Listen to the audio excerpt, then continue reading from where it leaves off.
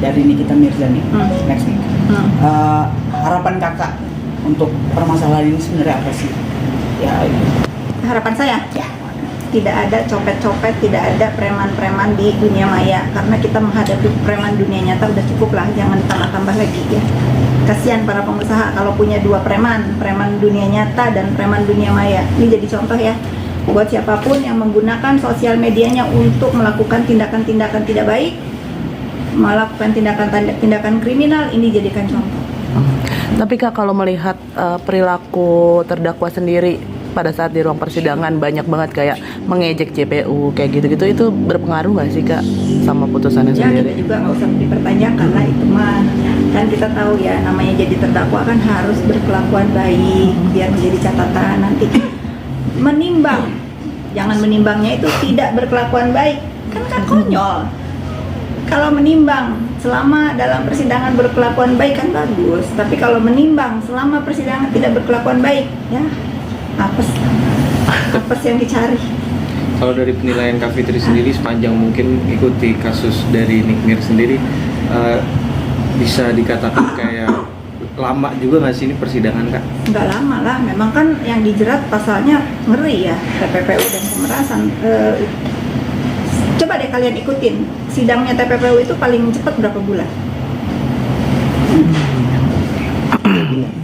Berapa bulan jujur? Kalau nggak 3 per 6 bulan deh. Nah udah kan, ya sudah kan, nggak ada anehnya kan. Ini kan bukan kayak Sioke sidang ITE, ini kan sidang TPPU. Harus Tapi kan juga dibedakan. banyak mempertanyakan soal masa penahanan dia nih, ya kan? Untuk dalam proses pengadilan ini, Mbak Tuti melihatnya akankah dia lepas dari masa tahanan? Apakah lebih diutamakan fokus? Teman-teman semua, Majelis Hakim yang mulia dan Ibu dan Bapak JPU itu pasti sudah memperhitungkan semua. Ini kasus yang disaksikan oleh seluruh masyarakat Indonesia.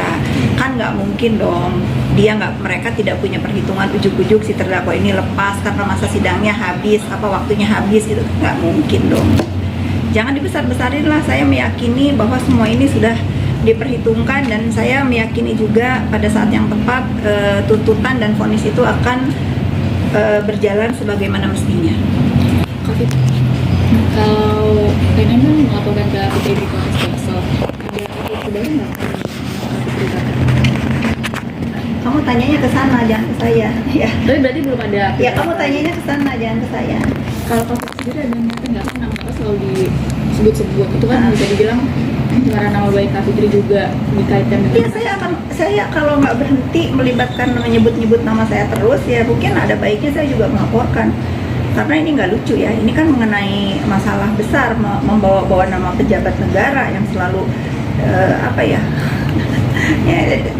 ya sudahlah, tahulah, tapi nantilah saya pertimbangkan apakah waktu saya apakah saya punya waktu sekedar untuk melaporin si terdakwa ini. Saya masih punya mulut dan jari saya masih bisa ngelawan, tapi nanti kalau udah keterlaluan mungkin saya pertimbangkan lagi. Kak Fit, kemarin dalam persidangan NM juga pihak kuasa hukum NM itu memberikan bukti rekaman suara dan NM sendiri juga kemarin katanya mau dipanggil diperiksa KPK Ya juga. baguslah. Mudah-mudahan lawyernya ya tidak mengikuti dan tidak ikut-ikutan menelan mentah-mentah berita yang tidak jelas. Itu kan saya lihat lawyer-lawyer cukup ternama ya, cukup pinter lah untuk memilih mana sih berita yang benar, mana yang enggak. Kalau saya sih boleh menyarankan ya, jangan downgrade, harusnya terdakwa ini yang upgrade, ikut kalian, jangan kalian yang downgrade, ikut permainan terdakwa. Kan kalian pembela untuk kepentingannya terdakwa ya. Sudah cukup lah terdakwa berulah, terdakwa melakukan hal-hal yang tidak baik di majelis hakim yang mulia, tidak ada yang melarang, itu sudah cukup lah. Saya jadi kasihan sih sama si terdakwa Niki ini, kok nggak ada yang bisa mengendalikan dia untuk chill gitu ya, fokus pada kasusnya. Sebentar lagi dia dapat tuntutan, sebentar lagi vonis. Tuh, jangan melebar. Kalau saya lihat kan akhir-akhir ini melebar ya kemana-mana. Tapi Kak Fitri melihat dari posisi melebar itu dari sisi kita masyarakat sendiri bahwa dia merasa nggak bersalah makanya dia mau perilakunya kayak gitu gimana? Maling mana ada yang ngaku sih?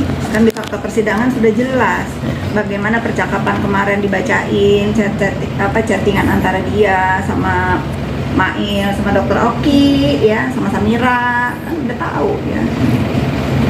Udahlah, kita itu belajar pintar ya, jangan kita itu asal ngomong tapi kita tidak mengikuti fakta persidangan. Ya kalau sekarang dari kubu terdakwa dan fansnya merasa tidak bersalah ya sangat wajar. Itu yang saya lakukan dulu saat saya membela si terdakwa ini berkali-kali.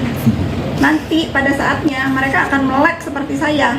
Setelah apa? Setelah tahu aslinya bagaimana. Kalau saya kan kemarin buta, sekarang kan saya udah nggak buta, jadi ya sudah lah. Jadi saya lucu kalau ada kelompok-kelompok yang membela dia dikriminalisasi. Mau tahu di siapa?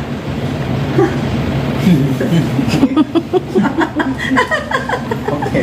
Tapi kan kemarin satu kali lagi. Tapi kan kemarin ahli bahasa sendiri membilang ada poin diduga dia itu teman hanya percakapan, ada di klien ke klien dan ada kesepakatan itu. Melihat itu gimana? Ya sudah lah, terserah aja. Saya nggak mau ngikutin detail bantahan-bantahan yang saya tahu, yang saya ikuti saksi ahli dari pihak terdakwa pun kan kemarin sebetulnya menguntungkan pihak pelapor ya.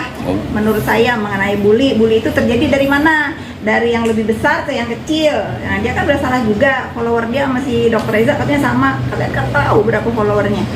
Gitu, dia nggak mempan ke ngebully saya walaupun saya followernya jauh di bawah dia. Tapi di dunia nyata dia di bawah saya. Kok sedikit nambahin tentang dokter. Harus gitu, jangan kita membiarkan diri kita dibully ya. Jangan menormalisasi pembuli ke siapapun ya. Dia harus tahu rasanya dikecilkan itu bagaimana. Balas, sekarang saya balas, saya kecilkan dia sekecil-kecilnya. Jadi Cukup dia ngebully saya selama ini. Jadi statement masyarakat perang buzzer itu melihat itu gimana dalam perkara kasus ini? Saya tidak bisa mengatakan ini perang buzzer ya. Mungkin antara dua kubu yang saling membela. Tetapi sebentar lagi kalian akan mendapatkan kabar gembira. Kalau kalian pengen berita bagaimana bos buzzer ini mulai Aduh, ingat ya, tidak ada yang mustahil kalau polisi ini mau menegakkan keadilan atas laporan-laporan. Karena bisnis buzzer ini mengerikan di Indonesia. Kalian udah baca tuh Bjorka apa siapa udah ketangkep kan? Nah, bentar lagi nih siapa gerangan? Ding ding ding. Ayo.